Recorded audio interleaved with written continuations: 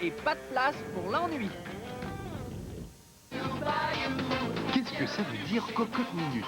Eh bien, ce sont les aventures totalement désopilantes de Cocotte, Anatole et Graduli. Cocotte Minute, c'est les samedis et dimanches à 14h30. Toute cette mauvaise foi dans une si petite personne. On se demande comment ça fait pour tenir. Charlatan. Quand Fripp et Pouille sont au même endroit en même temps, on peut s'attendre à ce que tout aille de travers. Fripp et Pouille, les mardis et jeudis à 15h45. Oui, monsieur, dame, c'est de votre canal dont on parle. Le Michel-Ange de la verdure, c'est moi! Y a pas un arbuste qui me résiste! Ouais, j'arrive!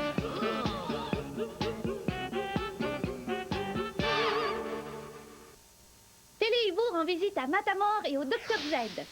Puis, il va voir un récif de corail dans l'océan Indien, un élevage de langoustes en Amérique centrale, un photographe de la vie sauvage en Afrique et un oryx au Texas.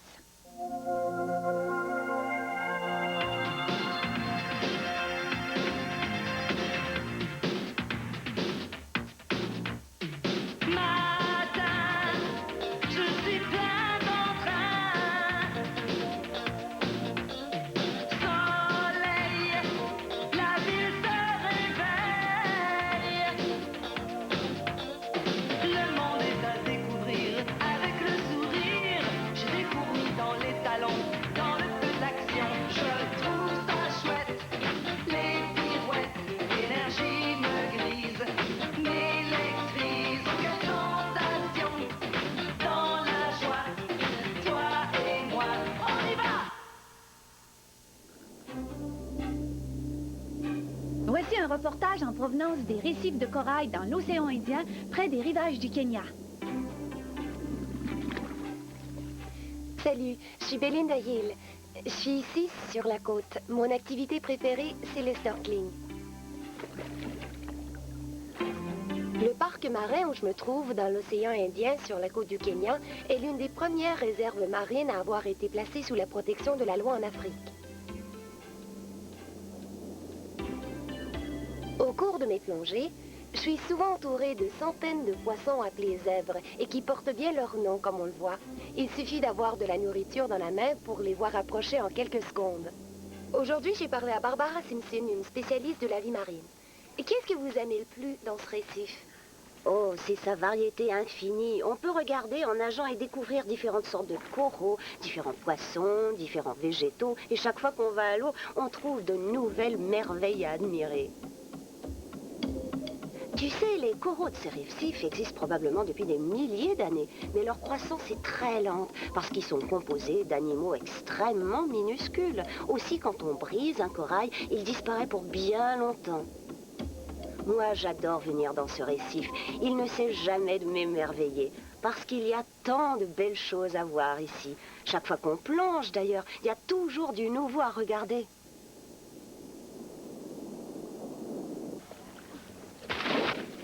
Moi aussi. J'aime bien ce récif parce qu'il nous permet de nous isoler des autres. On s'y sent comme dans un monde différent, avec tous ces magnifiques poissons qui nagent doucement à travers les coraux.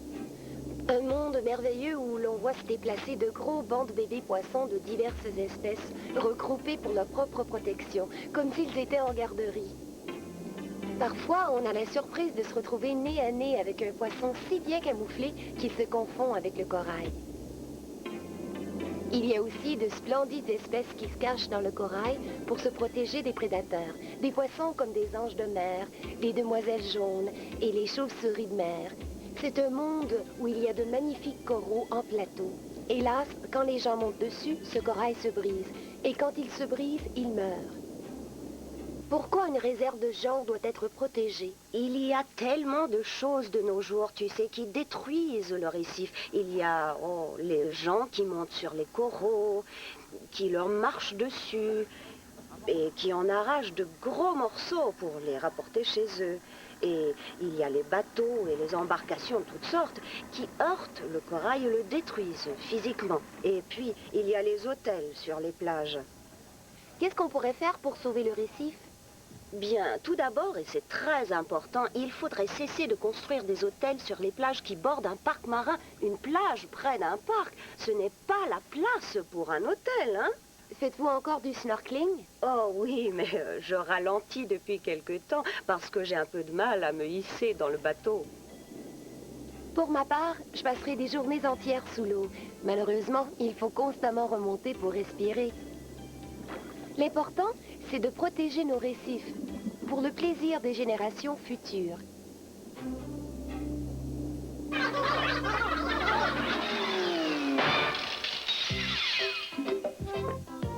Oh oh. Parfait. Et maintenant, une belle grosse noix pour couronner le chef-d'œuvre. Oh zut.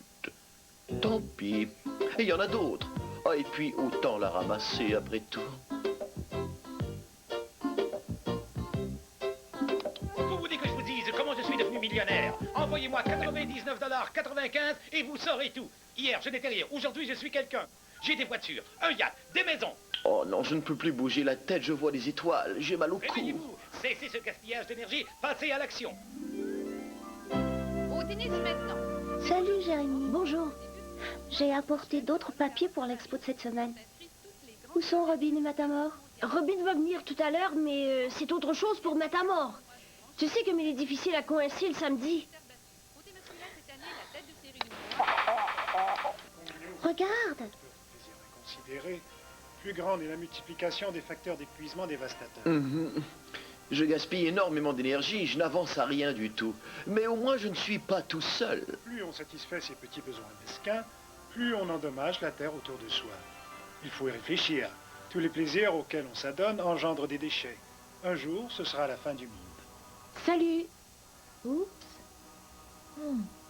Ils doivent attendre Matamor, sans doute. Eh bien, vaut mieux les laisser dormir jusqu'à ce qu'il arrive. Hé, maman, je regardais ça. Je ne faisais que me reposer les yeux, je t'assure. C'est moi, Jérémy. Ta mère fait son marché. Et tu ne regardais rien du tout. Vous dormiez tous les deux, je vous ai vu. Où tu étais passé? Ça fait longtemps qu'on t'attend. Matamor est avec toi? Non, mais il n'est pas bien loin. Je vois son casse-croûte ici. Quel glouton. En l'attendant, qu'est-ce qu'on fait? J'en sais rien, qu'est-ce que tu suggères? J'en sais rien, qu'est-ce que tu suggères? Oh, je m'en fiche, à vous de choisir. Ça m'est égal, Oh, qu'est-ce que je donnerais pour pouvoir me gratter la jambe gauche, moi? Qu'est-ce que tu veux faire? Ça m'est égal, qu'est-ce que tu veux faire? Ça m'est égal, qu'est-ce que tu veux faire? Ça m'est égal. Ils ne m'entendront jamais avec le bruit de cette télé, dire qu'ils ne la regardent même pas. Si seulement je pouvais débrancher cette dévoreuse d'énergie à l'instant même. Mais quelle bonne idée, hein? Pourquoi ne pas essayer après tout? Ça ne coûte rien. Allez, encore un petit effort. Et qu'est-ce qui s'est passé? C'est probablement une panne avec tous ces climatiseurs en marche. C'est incroyable toute l'énergie qu'on peut parfois gaspiller. Ça consomme combien d'énergie, ces choses-là, au juste? Hé, écoutez ça. Pour la Grande-Bretagne, seulement 7 millions de tonnes de gaz carbonique ou dioxyde, 10 000 tonnes d'anhydride sulfureux, 18 000 tonnes et demie d'oxyde azotique. À cause des climatiseurs, tu dis? Non, c'est les statistiques pour les téléviseurs, ça. Tu rigoles? Ça revient maintenant. Éteignons-le pour ne plus l'ouvrir. Bon, aïe, morbleu de morbleu. Matamor, mais qu'est-ce que tu fais là-dessous? Bien, j'écoute la télé, je n'ai pas le choix. Dis donc, vous n'auriez pas vu une noix du Brésil rouler de ce côté-ci, hein? Crois-moi, Matamor, on ne regardera plus jamais la télé. Oh, merci. Mais les télécommandes consomment de l'énergie aussi. Aux États-Unis, par exemple, les téléviseurs fermés consomment 1 milliard de watts à eux seuls. Débranche-la, Pamela. Laisse faire, je m'en suis chargé. Mais c'est une précaution qui s'impose lorsqu'on s'absente pour aller en vacances. Nous, on rebranchera le nôtre ce soir pour l'émission spéciale sur le gaspillage. J'en sais rien, Matamor. C'est dur de rester éveillé durant ces documentaires. Mais c'est une bonne émission, celle-là. C'est pas si mauvais que ça, la télé, après tout. Il suffit de se servir de sa tête en se servant de son téléviseur. Comme se réunir entre amis, ça économise l'énergie. C'est une idée. On pourrait leur vendre nos biscuits écologiques. Enfin, leur en offrir peut-être. Non, vendons-les. C'est pour une grande cause. Allons gaspiller de l'énergie dans la cuisine. Ne rigole pas. J'en ai déjà fait un cauchemar.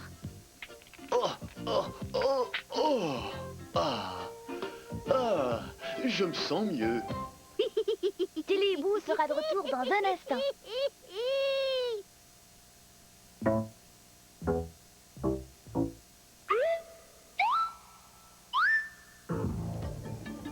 Au Belize, Ronnie et Julius sont allés à la mangrove de la réserve marine Old Chan pour se renseigner auprès de Earl Young sur un élevage de langoustes.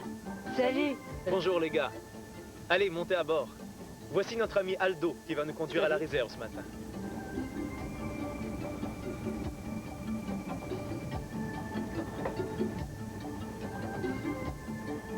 On va où, juste? On s'en va tout droit à la réserve dans le secteur des palétuviers. Question de vérifier les pièges et voir s'ils renferment des bébés langoustes ce matin.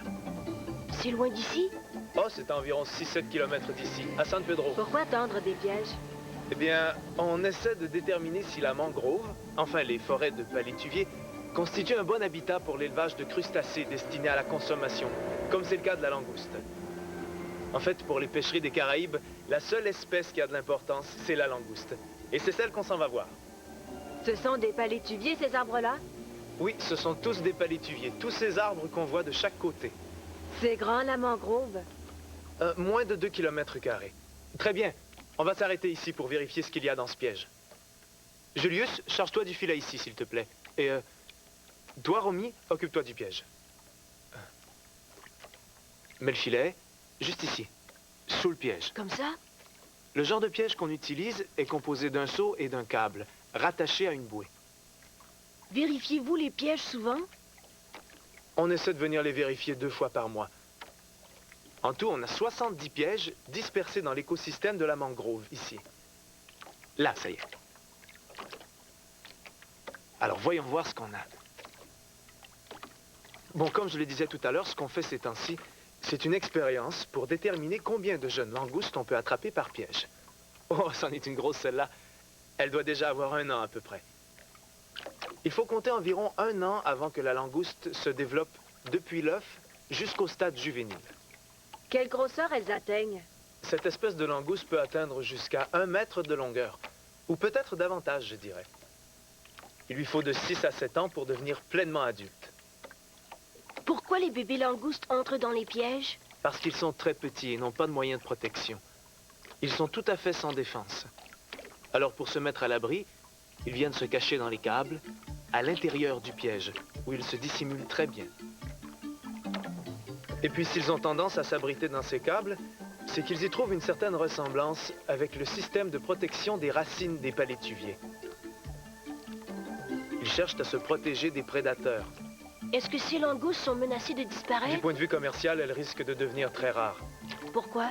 C'est un crustacé très recherché aux États-Unis et ailleurs dans certains pays d'Europe. Et parce que la langouste est recherchée, il y a une grande demande venant de toutes ces parties du monde. C'est pourquoi d'ailleurs on exerce en ce moment une énorme pression sur le Belize et ses réserves en langoustes. Notre but, c'est de démontrer au gouvernement du Belize l'importance des palétuviers pour l'élevage de la langouste. Et de cette façon, le contraindre à conserver la mangrove dans son état original. Autrement dit, le pousser à prendre des mesures pour qu'on ne la détruise pas.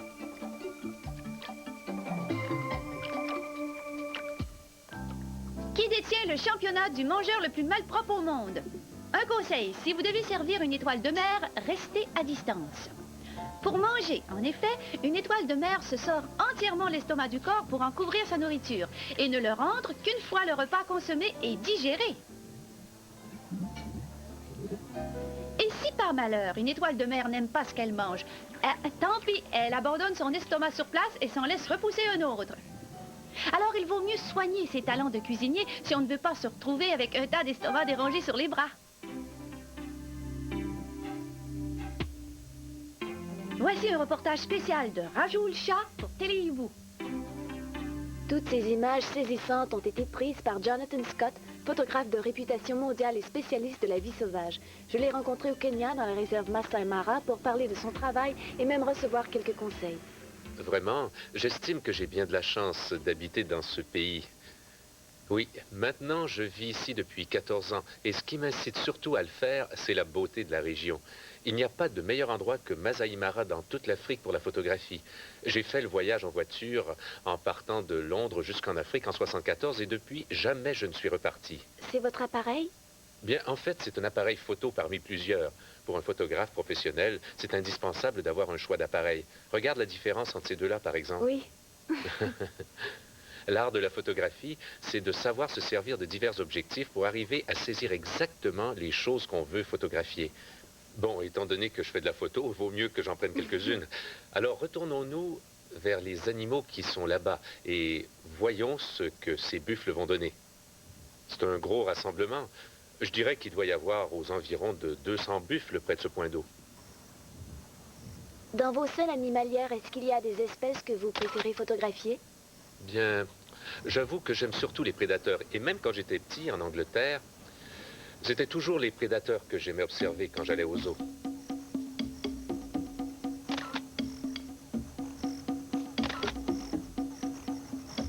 Les gros objectifs sont très utiles parce qu'ils nous permettent de photographier des animaux sans les déranger.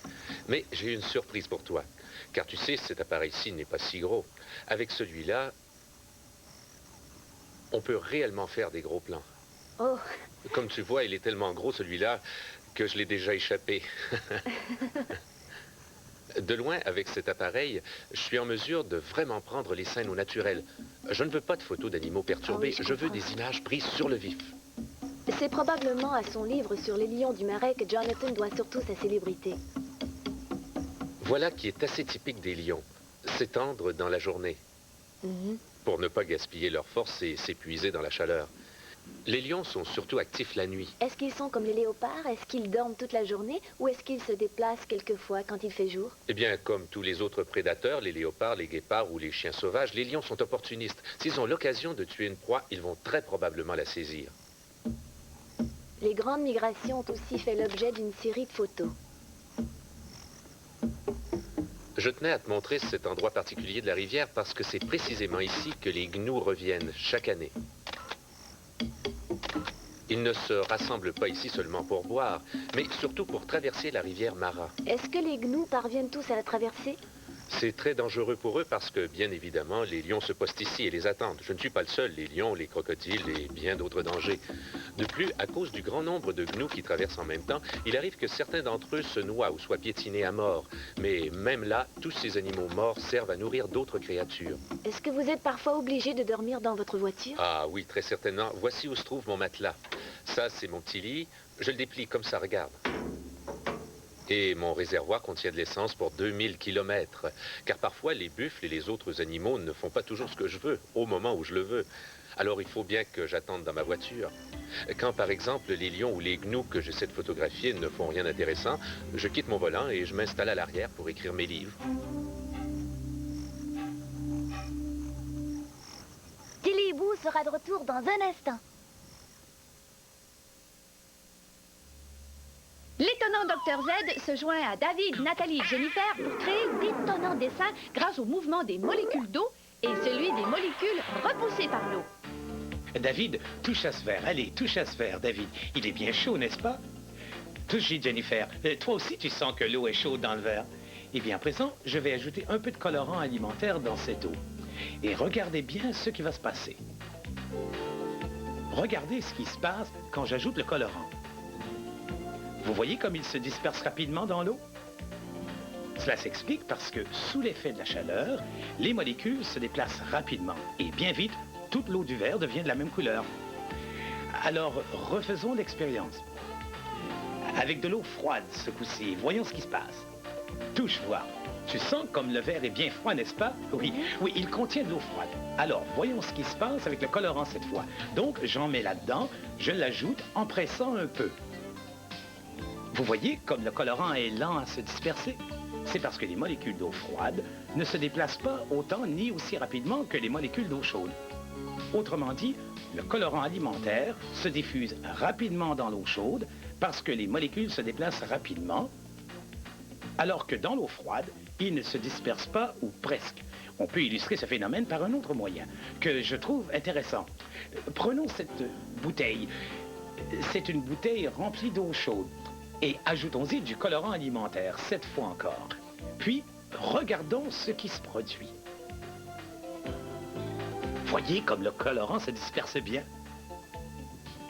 Et à présent, mettons cette bouteille d'eau froide sur la première. Veux-tu toucher, voir si l'eau est froide? Elle est, oui, très très bien. Donc, mettons cette bouteille dessus comme ça. C'est pas facile à installer hein, dessus. Attention, oups, là, il faut que ça tienne l'une sur l'autre. Et c'est fait, je crois que ça va. Alors, surveillez ce qui se produit cette fois.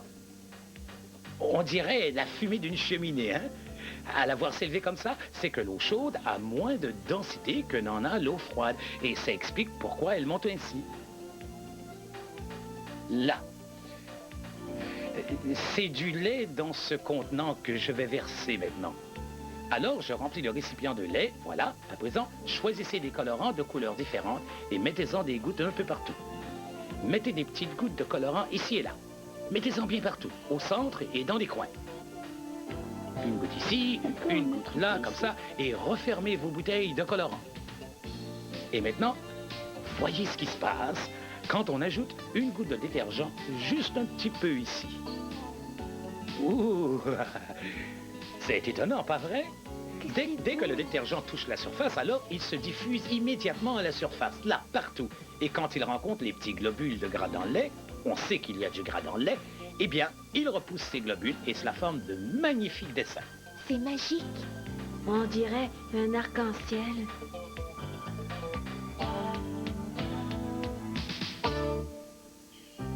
Les calaos sont des oiseaux tellement inquiets que, pour leur sécurité, ils transforment en forteresse leur nid creusé dans des troncs d'arbres.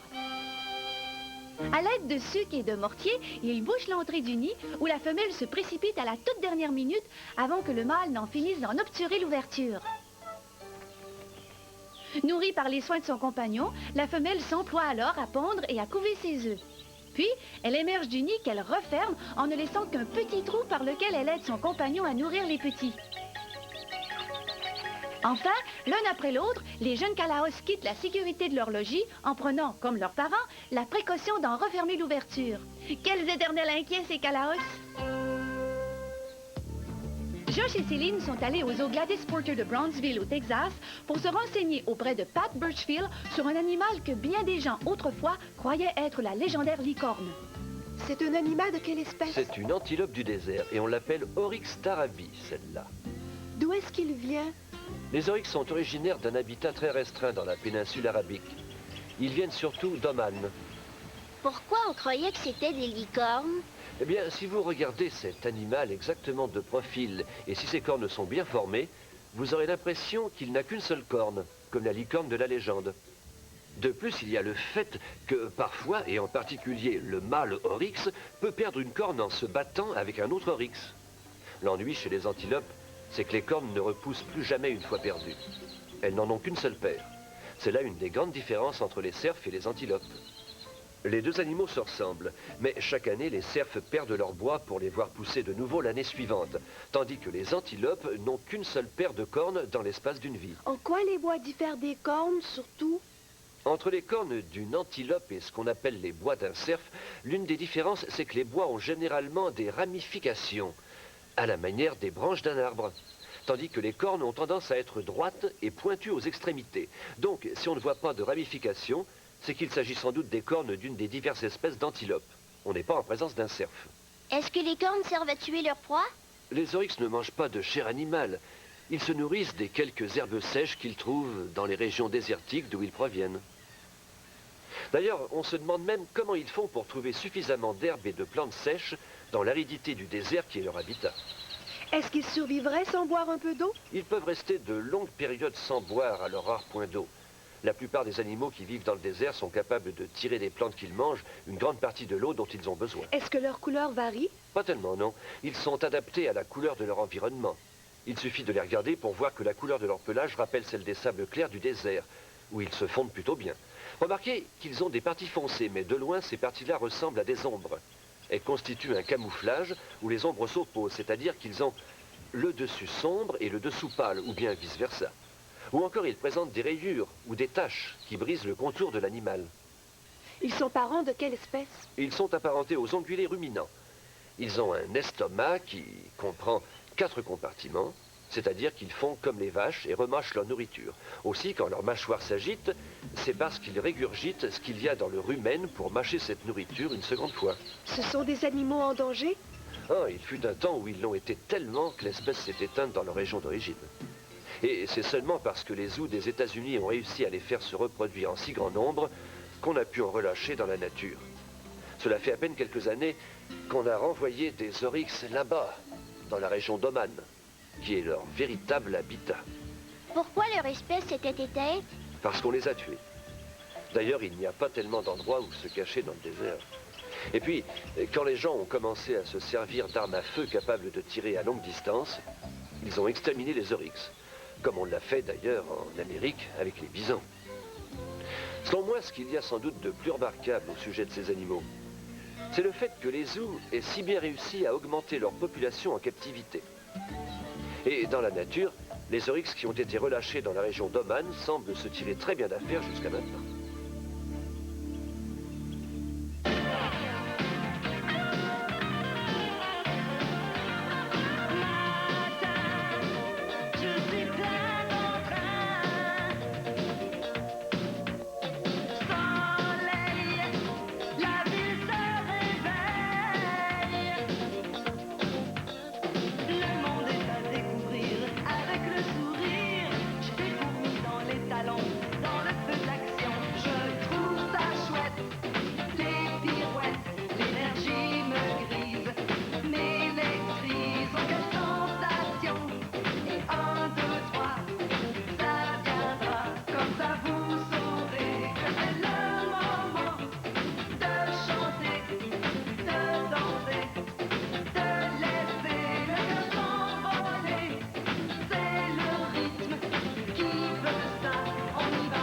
Si vous avez aimé Télé Hibou, ne manquez pas de lire le magazine Hibou.